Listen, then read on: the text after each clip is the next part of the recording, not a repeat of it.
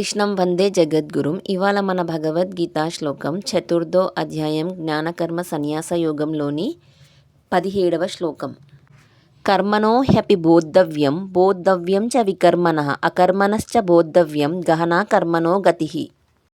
ఈ శ్లోకానికి అర్థం కర్మ ఏమిటో తెలుసుకోవాలి, వికర్మ అధర్మ కార్యాలు ఏమిటో కూడా తెలుసుకోవాలి, అకర్మ కర్మలేమి లేదా కర్మ చేస్తూనే చేయనట్టుగా ఉండే స్థితి కూడా తెలుసుకోవాలి. ఎందుకంటే కర్మ యొక్క గతి చాలా లోతైనది, సులభంగా గ్రహించలేనిది.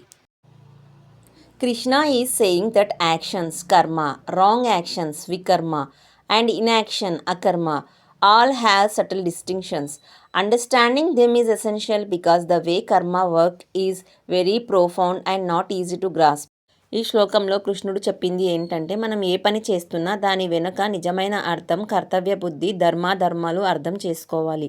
లేకపోతే కర్మ సరిగ్గా చేసినట్టు కానీ తప్పుదారిలోకి వెళ్ళే అవకాశము ఉంటుంది. మనమందరం భగవద్గీతను చదివి విని జ్ఞానాన్ని పెంచుకుందాం, ధర్మాన్ని కాపాడుకుందాం. ధర్మో రక్షతి రక్షితః.